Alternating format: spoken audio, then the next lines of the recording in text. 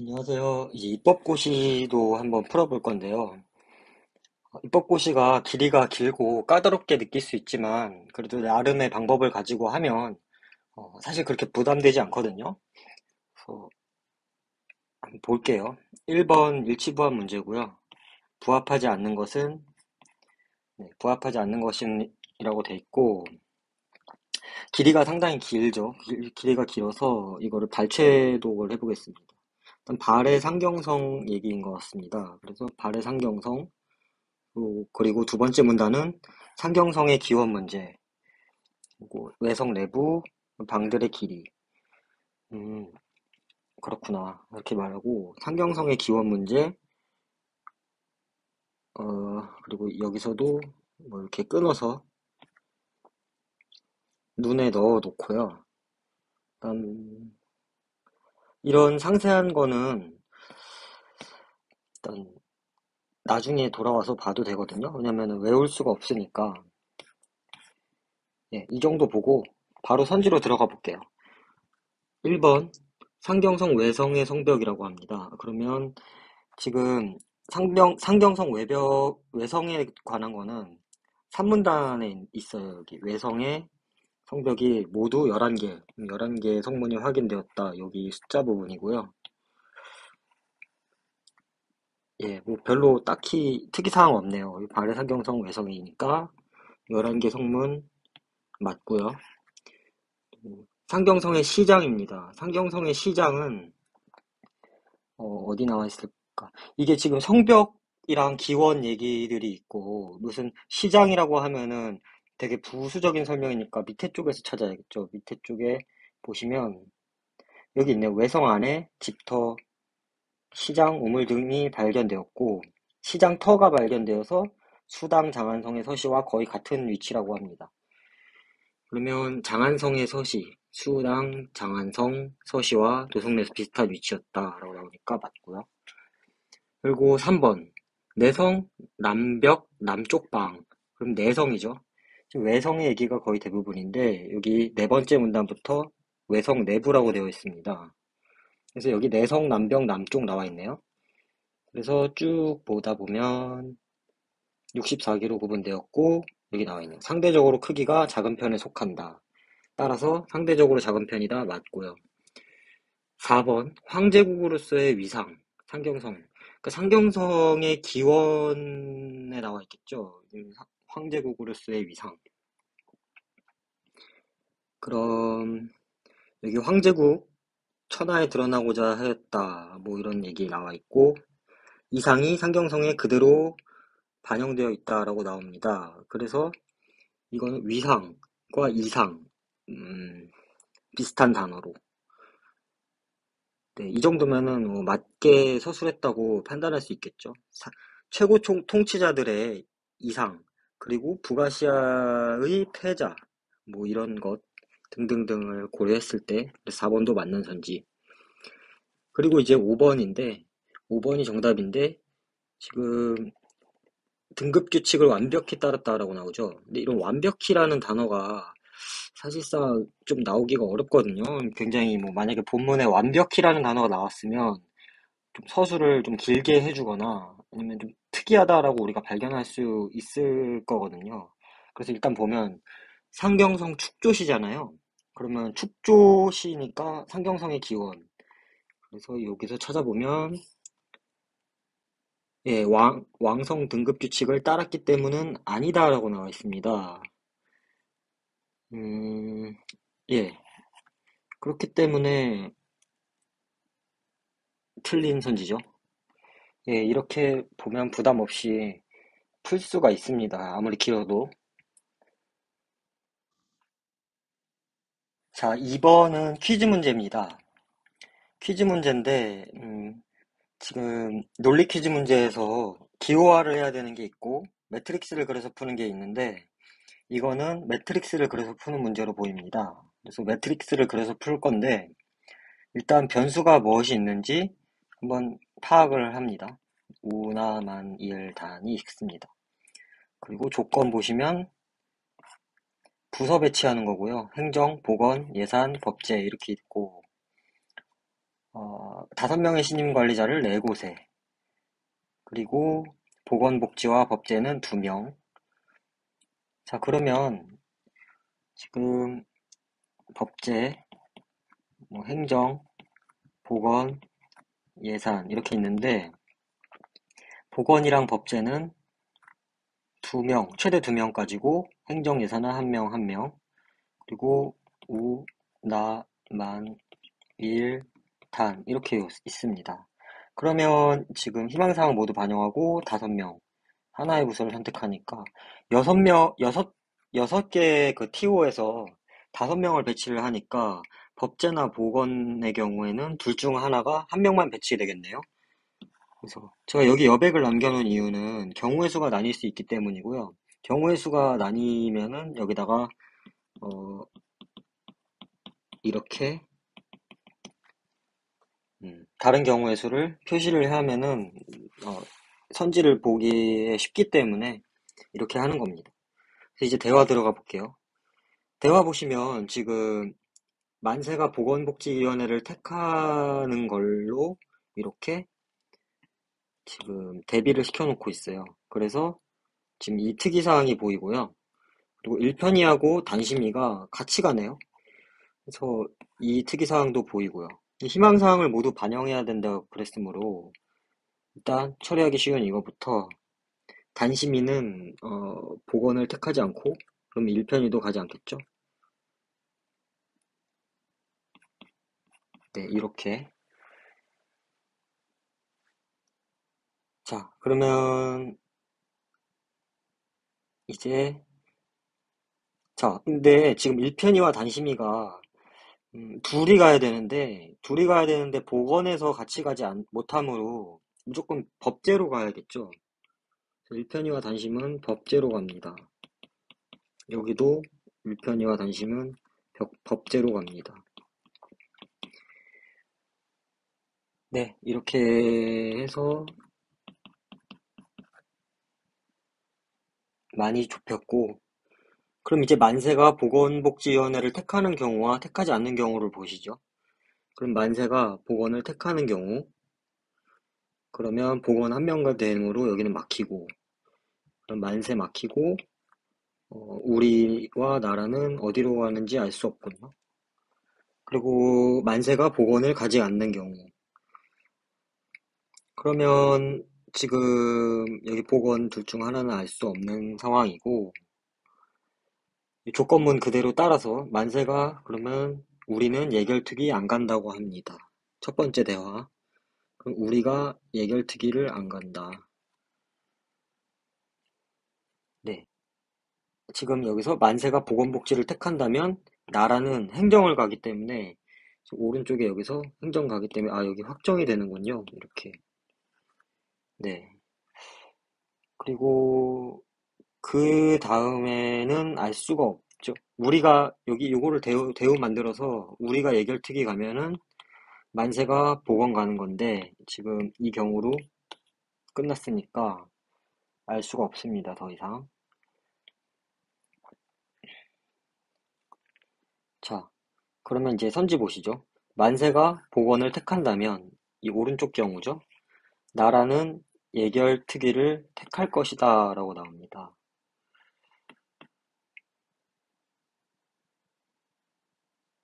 예, 그러면 지금 보시면 만세가 보건을 가면 나라는 해외로 가네요. 그래서 1번은 틀렸고요. 2번. 나라가 행위를 택하더라도 우리는 보건복지를 택하지 않을 수 있다 라고 나옵니다. 그러면 나라가 행위를 택하고 우리는 만, 우리는 예결을 택한 이 경우겠네요. 그렇기 때문에 요거는 맞는 선지. 그래서 정답은 2번이고요. 이렇게 매트릭스를 그려놓으면 편한 게 거의 정확히만 그리면 틀릴 여지가 없거든요. 그래서 빠르게 답을 정확하게 맞출 수 있다는 장점이 있고 대신 좀 연습을 필요로 합니다. 그래야 시간이 덜 걸리니까. 1편이는 보건복지위원회를 택할 것이다 라고 나오는데 네, 아니죠. 지금 양 경우 다 그리고 우리가 택할 수 있는 부서는 행안위, 예결위, 법제사법위원회이다. 이렇게 나오는데, 지금 우리 같은 경우, 예결위, 근데 예결위, 그리고 법제가 막혀 있기 때문에, 우리는 법제를 할 수가 없습니다. 그리고 만세가 복원을 택하지 않는다면, 만세는 예결을 택할 수밖에 없다라고 나오고, 지금 만세 어디 있니? 만세가 복원을 택하지 않는다면 만세는 예결을 택할 수밖에 없다라고 나오는데 행정도 택할 수 있게 됩니다. 네, 그래서 2번 이렇게 풀어볼게요. 3번 문제입니다. 일치부합 문제고요. 예, 이것도 푸는 방법대로 풀어볼게요. 일단 남극과 북극 바다 특징입니다. 고 주변부 뭐 나누어진다. 해역 나누는 거고요. 남극해 해역은 네, 뭐 생물 이런 얘기고요. 남북극 바다의 생태계는 네, 이 정도 보고 선지 보면 북극에는 계절이 있으나 남극에는 계절이 없다라고 나옵니다. 그러면 남극과 북극 바다의 특징인 첫 번째 문단 쭉 보시면 여기 남북극에도 계절이 있게 한다라고 나오는 거 보니까 바로 틀렸고요. 남극해의 가장 북쪽에서는 거의 백야 수준으로 햇빛과 어둠, 거의 백야 햇빛 어둠 기억하시고 지금 쭉 보시면 여기 있네요. 거의 백야 햇빛 어둠. 남극해에서 가장 위도가 높은 곳에서 거의 백야 수준으로 햇빛과 어둠이 지속될 수 있다라고 나오는데 여기 남극해 가장 북쪽 그러면 위도가 가장 높은 곳에서는 백야 수준으로 햇빛과 어둠이 될 수 있는지 그러면 위도가 가장 높은 곳이 곧 가장 북쪽인지 이거 모르면 틀릴 수도 있는데 일단 모르시면 그냥 잘 모르겠다 하고 다른 확실한 거를 찾는 것이 더 우월 전략입니다. 자, 3번 해역, 해역 얘기 지금 여기 해역 나누는 거 두 번째 문단에 있었죠? 북극해라고 나옵니다. 근데 지금 남극해는 늘얼음 이렇게 이 세 개의 해역 구분이 지금 남극해로 되어 있는데 밑으로까지 여기까지 쭉 내려왔을 때 북극에 대한 얘기가 없으면 이거는 알 수 없음 혹은 틀린 선지입니다. 4번 남극해는 육지, 지구, 영양물질 뭐 이런 단어들을 기억하시고 세 번째 문단부터 보시면 쭉 보면 여기 미량 영양물질 있고 네 여기 있네요. 지구 다른 곳 공급원이 되지만 남극해는 이런 혜택을 기대하기 어렵다라고 나오는 거 보니까 4번도 틀렸습니다. 5번 남극 바다에선 민물 표층의 수, 뭐 상층부, 성층화 이렇게 되어 있습니다. 그러면 어디 있나 보면 또 이렇게 문단 맞춰서 여기 나와 있네요. 성층화 상층부 차지하고 표층해수와 섞이면 그럼 그게 남북극 바다에 공통되는 거니까 5번이 정답이네요. 근데 이거 위도가 가장 높은 곳이 가장 북쪽이냐 이런 거는 한번 스스로 찾아보시기 바랍니다. 저도 이거 잘 모르는데 5번이 답이 너무 확실해서 그냥 5번 했거든요. 네. 이렇게 지구가 이렇게 있으면 여기가 북극이고 얘가 남극이잖아요. 근데 위도는 이 적도를 기준으로 하니까 위도가 높으면 이제 오히려 북쪽으로 가지 않나. 그래서 위도가 뭐 가장 낮은 곳? 그러면 여기 위도 0이겠고요. 거기서 이제 이렇게 갈수록 위도가 높아지니까 남극해가 이렇게 있으면 여기 가장 북쪽이면은 이제 일치하지 않게 되는 거죠. 네, 뭐 이거를 상식으로 알고 계셨으면 좀 편할 것 같은데 뭐 저도 몰랐거든요. 근데 정답을 맞추는 데는 큰 무리 없을 것 같습니다. 다행히도. 이 4번 문제입니다. 4번 문제는 부합하지 않는 것이고요. 부합하지 않는 거. 예, 그래서 문단을 이렇게 다 나눠져 있으니까, 일단 지역 사회권 얘기입니다. 지역 사회권 얘기고, 자, 이렇게 초벌 작업을 합니다.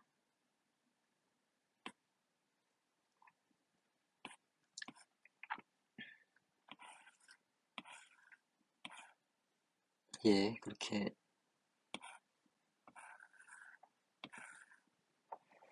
네, 뭐 이런 식으로 초벌 작업을 해서 다시 선지부터 오겠습니다.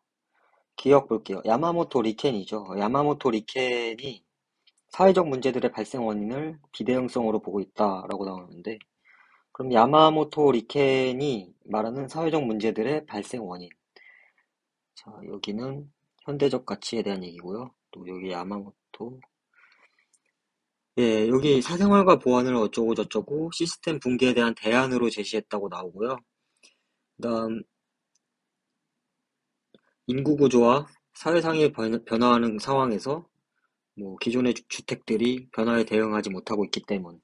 즉, 기존의 주택들이 가진 비대응성이라는 단어와 일치하고 있고요. 여기 대응하지 못하고 있다는 걸 비대응성으로 바꿔놨기 때문에 맞는 선지가 되겠습니다. 또 니은 지역사회권은 전통적 공동체 의식을 기반으로 한 지역 공동체이다라고. 지역사회권의 정의네요. 그러면 여기까지는 나오지 않았습니다. 지역사회권의 개념을 종합하였다라고 나오고, 음, 그리고 아까 여기 전통적 공동체에 대한 정의가 나왔으니까,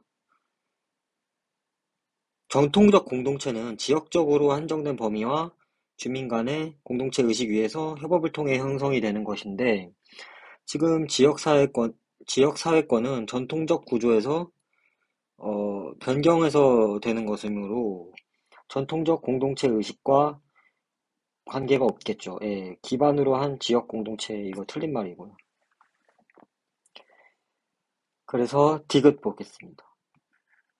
물적 구조, 개방성, 유연성. 방금 여기 봤는데 전통적인 주택의 물적 구조는 개방성과 유연성이 확보되지 못하니까 전통적 구조는 에서 지역 사회권으로 변화시키는 거겠죠. 그리고 여기 또 확인 사살을 해보면 고립시킨다고 나와 있고 사생활과 보안에 집착한다라고 나오는 게 폐쇄성이고 유연성이 아닌. 네, 그래서 디귿은 맞는 선지. 리을.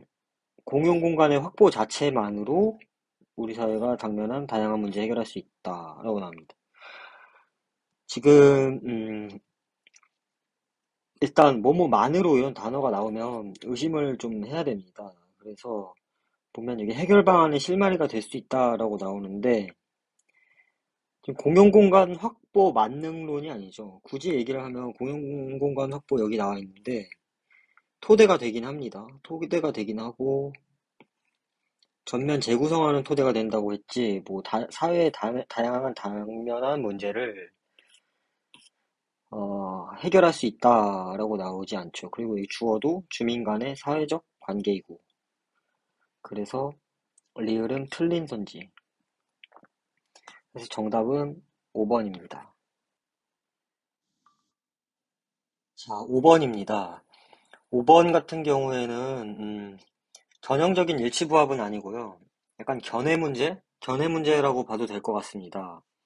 그 근거를 저 보기에서 찾았는데 진술이 사회적 사회주의적 인본주의 그리고 니은은 자유주의적 인본주의 디귿은 사회주의적 인본주의 리을은 진화론적 인본주의를 반박 이렇게 나온 거 보면 분명 이게 세 개가 분류가 되어 있을 것이고 거기에 대한 속성을 보기에서 일치부합으로 서술해주고 있거든요. 그래서 보시면 일단 첫 번째 문단이 자유주의적 인본주의, 두 번째는 사회주의적 인본주의, 마지막이 진화론적 인본주의가 되겠습니다. 그래서 사회주의적 인본주의부터 볼게요. 두 개의 보기가 걸려 있으니까 사회주의자들은 인간성이 집단적인 것이라고 믿는다. 내면의 목소리가 아니라 호모사피엔스 종이다. 개개인을 반해 모든 인간의 평등을 추구한다. 여기까지 읽고요. 자, 기억 볼게요. 부자가 가난한 자에 비해 특권을 누리는 것은 타당하지 않다. 여기까지는 평등 개념 나와 있고요. 왜냐면 똑같이 적용되는 모든 인간의 자연적 본질보다 돈을 더 중시한다. 라고 얘기를 합니다. 그래서 일단 모든 인간의 평등을 추구하는 그런 어떤 집단적인 내용이 나와 있기 때문에 사회주의적 인본주의에 부합한다고 할 수 있겠죠. 니은 볼게요. 디귿 볼게요. 사회주의적 인본주의. 자, 호모사피엔스의 등장 자체가 하등한 집단의 멸종한 데 반해 우월한 집단은 진화하면서 일어난 일이다 라고 나오는데 지금 이 호모사피엔스 종에 대한 평등을 이제 신성하게 보는 거는 사회주의가 맞는데 또 이게 다른 주장에 있는 내용인지도 확인해야 되거든요. 그럼 이게 지금 진화라는 단어가 나왔으니까 여기 진화론적 인본주의를 같이 보면 자, 다른 인본주의 분파와 구별되는 점은 색다른 정의를 가지고 있는데 진화하거나 퇴화할 수 있는 종으로 보았다라고 나와 있는 거 보니까 지금 디귿은 진화론적 인본주의의 바탕이 되는 것으로 보이거든요. 그래서 틀렸다고 보여주고 틀렸다고 판단을 하고 리을 볼게요. 리을은 인간이라는 유기체의 작동 방식, 영혼 발견, 호르몬 유전자 시냅스, 진화론적 인본주의를 반박하고 있다라고 나오는데 지금 진화론적 인본주의의 그 주요 주장인 변하기 쉬운 종으로 보았다는 거, 그리고 진화와 퇴화를 할 수 있다는 거, 그거에 대한 반박이라고 뭐 볼 수는 없죠. 그래서 리을은 틀렸고, 그래서 니은이 맞는데 신성한 본성에 대한 침해로 여겨진다, 고문하고 처형하지 않는다라는 것을 보면 음,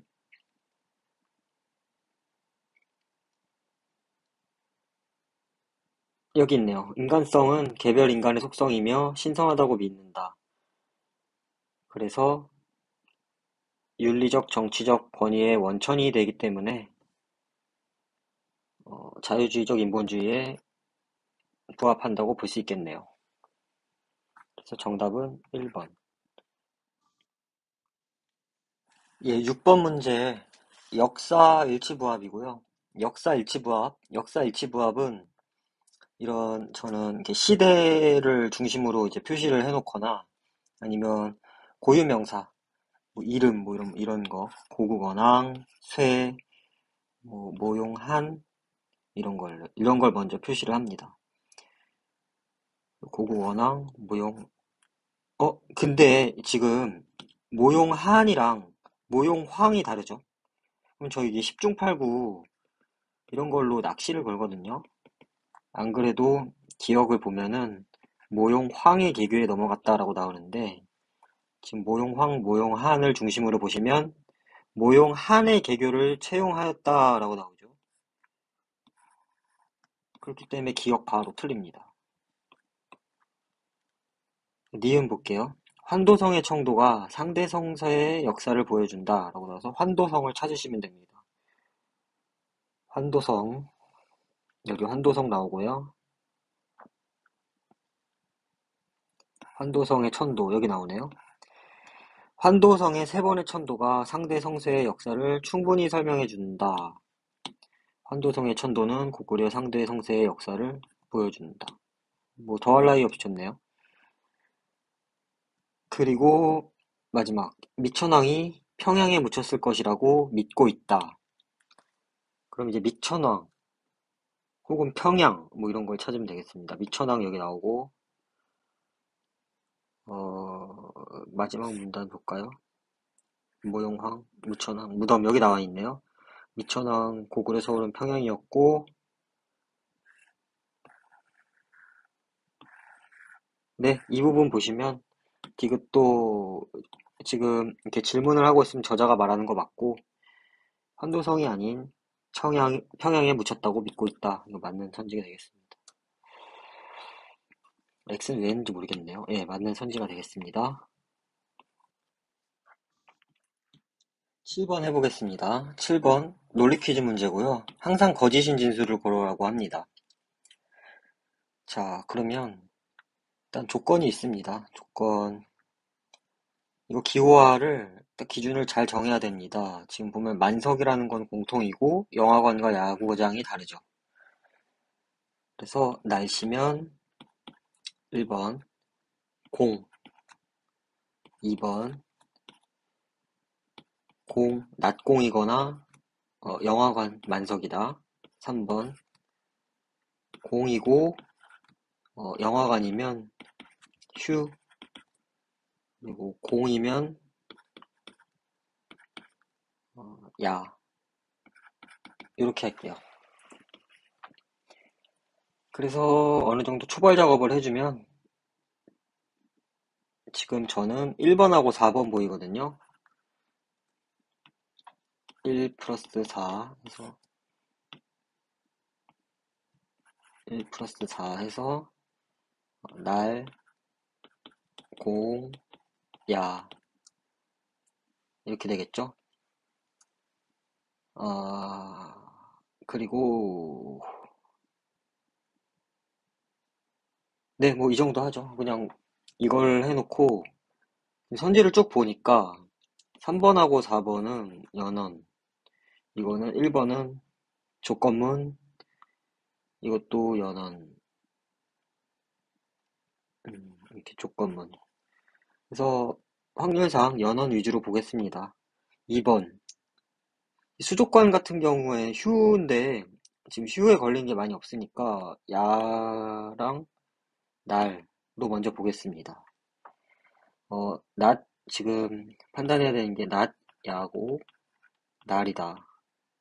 그럼 낮 야니까 요거 대우 만들어서 낮 야면 지금 낮공이고 난 날이죠. 난 날이죠. 그럼 이거 반대 아닙니까? 지금 낮 야면 낮 날이어야 되는데 낮 야고 날인 게 있으니까 반대잖아요. 그래서 항상 거짓 3번 정답. 나머지도 좀 볼게요.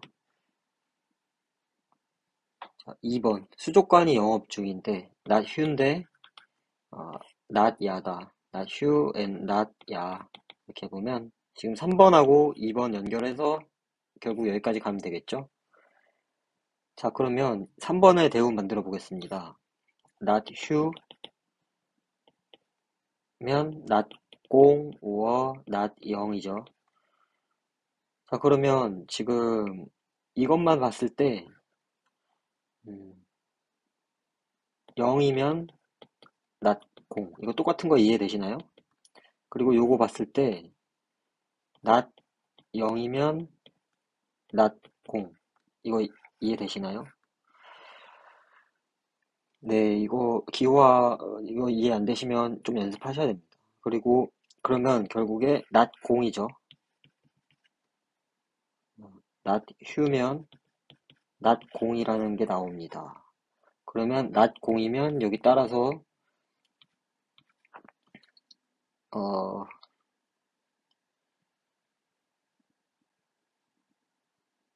그러면 공이면 휴고 공이면 또 야까지 가니까 여기 연결하면 안 되고 공이면 야 이런 식으로 가는데 지금 not 휴 and not 야 그럼 not 휴 연결하면 not 휴 not 공 이렇게 되고 뭐 더 이상 알 수 있는 게 없죠. 그래서 이건 알 수 없음. 자 4번 not 0이고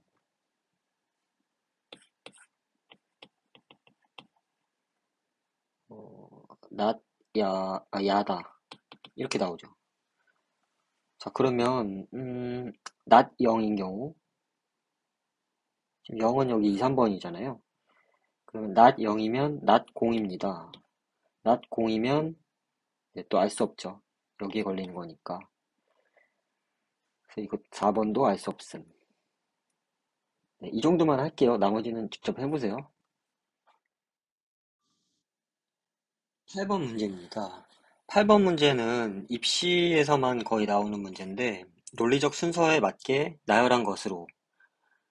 그래서, 이거를 푸는데 그렇게 뭐, 시간이 관건입니다. 이건 틀리거나 맞거나 시간이 관건이라고 보이고, 그래서 선지를 최대한 활용하겠습니다. 지금 보면 라로 시작하거나 가로 시작하죠. 자, 그러면 본문하고 매칭해 볼게요. 연준, 어, 금리 인상과 주식시장 얘기고요. 가를 보시면 이제 미국 연준이 금리를 올릴 준비를 하고 있다. 지금 여기 보시면 얘가 첫 번째에 올 수 없는 이유가 있습니다. 우라카미의 말처럼 앞으로 어쩌고 저쩌고가 나오니까 얘는 첫 번째에 올 수 없다. 그러면 첫 번째는 라로 시작하겠구나. 이렇게 추론을 할 수 있습니다. 어떤 주식이 살만한지 따질 때 세 가지다. 본다, 변수다. 금리가 중요한 변수다. 금리가 낮으면 다른 조건이 같다면 금리 상승은 부정적이다 라고 나옵니다.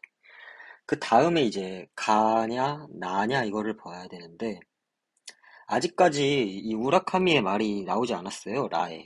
그렇기 때문에 나다 이렇게 판단을 하셔서 4번, 5번 중에 하나로 가시면 되겠습니다. 그럼 나다는 고정이고 마냐 가냐 이건데 지금 나다를 볼게요. 나는 기준금리 왜 올리는가 생각하면 네, 경기가 회복되면 주가가 오를 가능성이 높다고 보는 게 더 합리적이지 않을까라는 질문으로 마치고 거기에 대해서 무라카미가 드디어 나오네요. 그래서 금리를 낮춘다. 올렸다, 낮춘다. 이렇게 이어지면 주가 상승.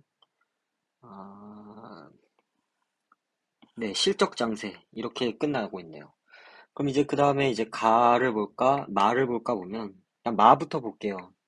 미국 연준의 금리 인상이 주가에 부정적인 영향을 끼쳤던 것은 왜일까라고 질문하면서 시작하고 있는데 지금 여기 마지막은 실적 장세로 끝나고 있잖아요. 그래서 다 다음에 바로 마가 오려면 이 부정적인 영향을 끼쳤다는 내용이 있어야 되는데 그런 내용이 지금 없습니다. 여기 사계절에 대한 내용이고요. 그래서 확인 사살로 가를 보면 음, 4번이라고 정답을 가정하고 미국 연준 우라카미 말처럼 실적 장세로 매끄럽게 옮겨갈까? 라고 얘기를 하니까 다 다음에 오는 건 좋고 그리고 바로 가서 바의 마지막에 보면 금리 인상의 부정적 충격이 매우 크게 나타났다라고 끝나고 있으니까 그 다음에 마가 오는 게 맞겠네요. 때문에 정답 4번으로 확정하시면 되겠습니다. 9번입니다. 9번 추론이고 들레즈 뭐 칸트 나오는 거 보니까 철학이네요. 그리고 지문의 길이가 그렇게 길지 않고 이런 경우에는 대체로 이걸 다 활용한다 이렇게 이해를 해야 된다 이렇게 판단을 하시고 차분히 가시면 됩니다. 들레즈가 칸트를 비판한다는 겁니다. 그리고 네, 그 이유가 여기 나와 있고요. 들레즈 고유한 특성, 독창적인 관점은 결과물과 조건이 유사할 수 없다는 것, 본성상 차이가 있다는 거겠죠. 그럼 칸트가 이 반대겠고, 이 들레즈 차이, 칸트 차이, 이렇게 머릿속에 넣고, 만약 발생의 결과물과 조건을 유사한 것으로 기술한다면 칸트의 입장이겠죠. 자, 그럼 기억의 빈칸 볼게요. 근거는 결코 그것이 근거 짓는 것을 닮을 수 없다. 즉, 그것이 근거 짓는 것이 조건이고, 근거가 결과물이겠죠. 그래서 기억에 들어갈 수 있는 내용이다. 좋아 보입니다. 네, 여기 조건과 결과물. 자, 다음 읽어볼게요. 어, 불충분한 지점. 또 계속 칸트 비판하고 있고요. 조건 묻지 않았으면 앞에 얘기했고요. 그럼 경험의 조건이 어떻게 기술된다는 점이다. 경험적 활동을 기초로 기술되는구나. 그리고 넘어서 사유하지 못했기 때문에 발생적 조건으로 나아가지 못했고 경험적 요소들이 잔존하고 있대요. 여기까지 끊고 선지 다시 보시면 칸트의 초월론적 철학에서 경험적 요소를 배제하는 사유 방식을 비판했다고 나오는데 지금 여기 경험적 요소가 잔존하고 있는 게 문제잖아요. 네, 유사한 것으로 뭐 기술하는 것도 문제고. 그래서 배제하는 게 아니라 오히려 유사한 걸로 하는 사유 방식을 비판했다. 그래서 틀렸습니다. 니은 볼게요. 마지막 이제 얼마 안 남았으니까 선지 보고 맞추는 게 더 효율적이겠죠? 들레즈에 따르면 재현과 비재현적 영역을 명확히 구별하여 이것도 포인트고 비재현에 집중하였다. 포인트가 두 개 있네요. 바로 재현 나오죠. 들레즈가 내재되어 있는 재현이라는 암묵적인 존재를 드러내는 작업. 다시 말해 경험적 요소들을 덜어내는 작업이라고 할 수 있을 것이다. 이렇게 나옵니다. 이렇게 나오는데 지금 칸트는 여기에 그것에라고 나오는 게 칸트의 초월론적 철학이죠. 내재되어 있는 재현이라는 암묵적인 전제라고 나옵니다. 그럼 칸트는 구분하는 건가요? 구분하지 않는 건가요? 명확히 구별하지 않는 거죠. 왜냐면 암묵적으로 내재시켰다고 나오니까. 그래서 니은도 틀렸습니다. 마지막 확인사살하면은 여기 비재현적 영역으로 나아가야 될 것이다 라는 우리는 이렇게 나오면은 자 이거는 비재현적 영역에 집중하는 건 맞죠. 근데 지금 들레즈에 따르면 칸트가 주어니까 이게 우리랑도 대비되는 주어도 바꿔놨고요. 그래서 정답은 2번이라고 할 수 있어요. 네, 10번 문제입니다. 이게 길이나 형식을 봤을 때 일치부한 문제 같고요. 적절하지 않은 것은 나옵니다. 이거 글이 상당히 길기 때문에 일단 포인트를 두고 읽어야 되는데 딱히 포인트가 안 보여요. 딱히 포인트가 안 보이면 일단 선지부터 볼게요. 선지 논어 주소, A와 B 뭐 이렇게 나옵니다. 밑줄 친 구절이 있고 밑줄 친 구절은 여기 있고요. 박스는 여기 있습니다. 그래서 한번 글을 보면 공자 얘기입니다. 공자가 동물을 함부로 대하지 않는 사람이라는 거고 어, 꿩들이 주변 기색을 살피다 산에 노는 까투리구나. 제철이고 말고 별 내용 없고요. 그 구절에 대한 해석이 중심인 것 같습니다. 그래서 원래 뜻이 가려져 왔고 해석이 어렵다. 주의. 현대 논어 연구자. 지금 주희에 대한 지배적 해석이 1번 선지에 나와 있고 그 형병이 저술한 논어 주소에 의해 극복되었다 이렇게 나오는데 주희는 해석이 어렵다는 입장을 취했죠. 그리고 형병이 저술한 이 형병이 여기 있는데 논어 주소도 형병이 풀이를 추가한 거지 형병이 저술한 건지 알 수 없잖아요. 그러니까 1번부터 바로 답이 나왔다고 보고 2번 볼게요.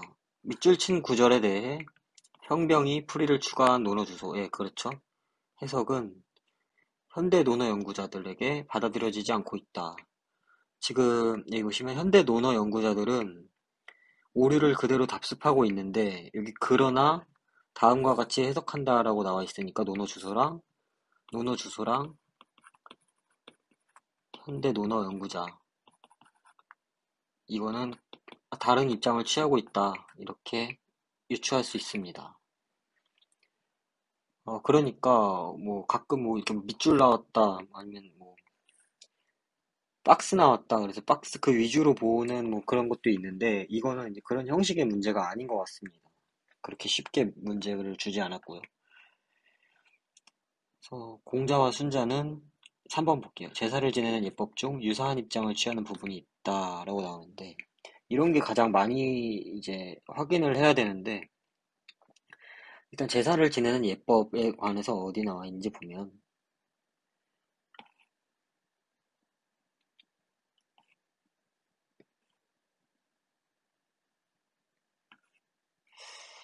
어디 나와 있을까요? 여기 나와 있네요. 제사. 순자의 제사가 나와 있죠. 제사에 사용될 요리는, 네, 이게, 예법에 대한 순자의 입장이고, 그 다음에 공자에 대한 거, 세 번 흠양하는 행위, 제의적 의미를 부여한 것이다 라고 나와서, 실제로 제사에 사용되는 희생물처럼 대우를 했다고 나오니까, 먹어서는 안 된 것도 일치하고요. 그래서 부분이 있다, 유사하다, 이렇게 보고, 각각 식사와 제사이다. 자, 그러면, 음, 여기 그 전문단이 요리고, 여기가 제사에 대한 내용이니까, 세 번 흠양하면서 요리가 제사로 바뀌었다. 네, 이렇게 유추할 수 있겠네요. 마지막, 전면적으로 거부하는 입장은 아니다. 예, 아니죠. 보면 이 글의 주제가 동물 또한 함부로 대하지 않는 사람이었다는 거고, 그럼에도 이 제사로 결정적으로 단서가 해석된 거 보니까 거부하는 입장은 아니다. 네, 이렇게 10번까지 해봤습니다.